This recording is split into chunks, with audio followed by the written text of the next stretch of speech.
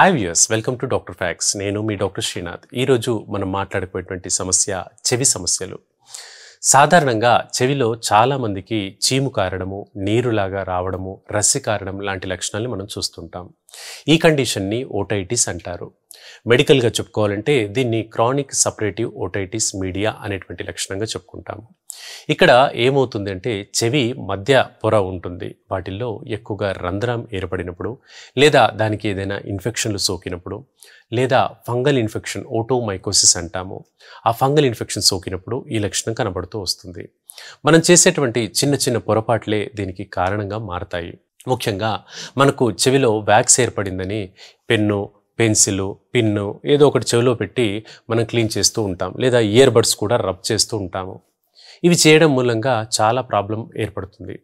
ఇప్పుడు వ్యాక్స్ అనేది న్యాచురల్గా బయటికి వెళ్ళిపోవడం మంచిది. దాన్ని క్లీన్ చేసేటువంటి పద్ధతిలో మనం ఇయర్ బడ్స్ ఎక్కువగా పెడుతూ ఉంటాం. అయితే ఈ ఇయర్ బడ్స్ ఎక్కువగా పెట్టడం మూలంగా వ్యాక్స్ అనేది ఇంకా లోపలికి వెళ్తుంది. అంటే ప్రెస్ చేస్తూ ఇంకా లోపలికి వెళ్తుంది. తద్వారా అది ఇన్ఫెక్షన్కి సంకేతంగా మారుతుంది. అంతేకాకుండా ఇయర్ బడ్స్లో ఉండేటువంటి ఈ పోగులు ఉంటాయి, కాటన్ పోగులు, ఇది ఆ దూది కాటన్ యొక్క పోగులు, సన్నటి పోగులు చెవిలో అలా ఉండిపోతాయి.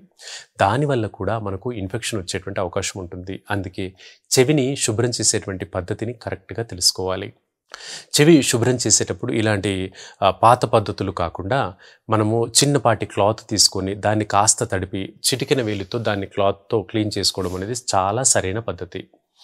ఇయర్ బడ్స్ ఎక్కువగా వాడకండి.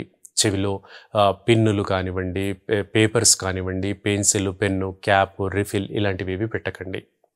వీటి వల్ల ఇన్ఫెక్షన్ ఎక్కువగా వచ్చే ప్రమాదం ఉంటుంది.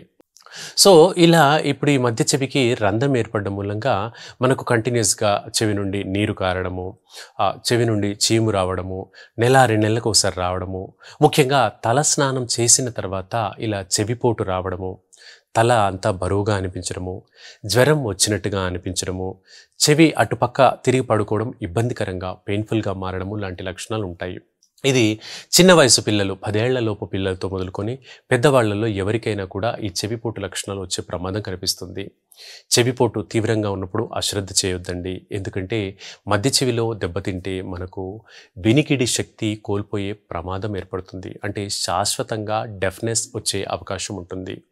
కాబట్టి ఆ హియరింగ్ లాస్ రాకుండా కాపాడుకోవడానికి చాలా జాగ్రత్తలు తీసుకోవాలి. ఇందులో ప్రధానంగా శుభ్రత అనేది మనం చెప్పుకున్నాం. ఇక రెండవది, తీసుకునేటువంటి ఆహారంలో ఎక్కువగా విటమిన్ సి, విటమిన్ ఇ ఉండేటువంటి ఐటమ్స్ తీసుకోండి. ఇవి చెవి ఆరోగ్యాన్ని కాపాడతాయి. అలాగే ఎక్కువగా శబ్దాలకు లోను అవ్వకుండా చూసుకోండి. ఒకవేళ అలాంటి పరిస్థితి వస్తే చిన్నగా ఇయర్ బడ్స్ పెట్టుకొని అంత శబ్దాలు చెవిలోకి వెళ్లకుండా కాపాడుకోవాలి. అంటే ఎక్కువగా అలాంటి శబ్దాలు పరిసరాల్లో ఉంటే మాత్రము ఈ జాగ్రత్తలు పాటించండి. ఇక మనకు దుమ్ముదుల్లో మనం ఎక్స్పోజ్ అయినప్పుడు వాటి శుభ్రతకు కూడా ప్రాధాన్యం ఇవ్వండి. ఇంతేకాకుండా ఈ ప్రాబ్లం మీకు ఎక్కువగా ఉన్నట్లయితే హోమియోపతిలో ఒక చాలా చక్కని మెడిసిన్ ఉంటుందండి. దీన్ని ముల్లేన్ ఆయిల్ అని అంటాము. ఈ నూనెను, ఈ ఆయిల్ని మొక్క నుంచి తయారు చేసినటువంటి నూనె ఇది. సో ఈ ముల్లేన్ ఆయిల్ అనే దాన్ని మనకు ఈ ప్రాబ్లం, చెవికి సంబంధించిన ప్రాబ్లం ఎవరైతే సఫర్ అవుతున్నారో ఆ చెవిలో ఒక 2-3 చుక్కలు రోజుకు 2 సార్లు చొప్పున ఒక 3 to 5 days వాడినట్లయితే చెవి సమస్యలు 90% తగ్గుతాయి. ఇప్పుడు ఈ మధ్య ఎక్కువగా ఇయర్ ఫోన్స్ పెట్టుకొని వాటి వల్ల కూడా చాలామందికి చెవిలో నొప్పి, వినికిడిలో ఇబ్బంది, చెవంతా బరువుగా అనిపించడం లాంటి లక్షణాలు కనబడతాయి. అలాంటి వ్యక్తులకు ఈ ముల్లేన్ ఆయిల్ అనేది చాలా చక్కని మందులుగా చెప్పుకోవచ్చు. ఈ నూనె ప్రతి హోమియోపతి షాపుల్లో ఉంటుంది. రెగ్యులర్గా ఈ మెడిసిన్ వాడుకోండి, ఇంటర్నల్గా హోమియోపతి మందులు వాడుకోండి. సమస్య ఎంత మొండిదైనప్పటికీ కూడా తగ్గించే మార్గాలు మన దగ్గర ఉన్నాయి. సో వింటున్నారు కదా వ్యూవర్స్, మీలో ఎవరికి ఈ ప్రాబ్లం ఉన్నా కూడా రెగ్యులర్గా మన మెడిసిన్స్ వాడుకోండి. ఈ సమస్య నుంచి శాశ్వతంగా తగ్గించుకునే అవకాశం ఉంటుంది.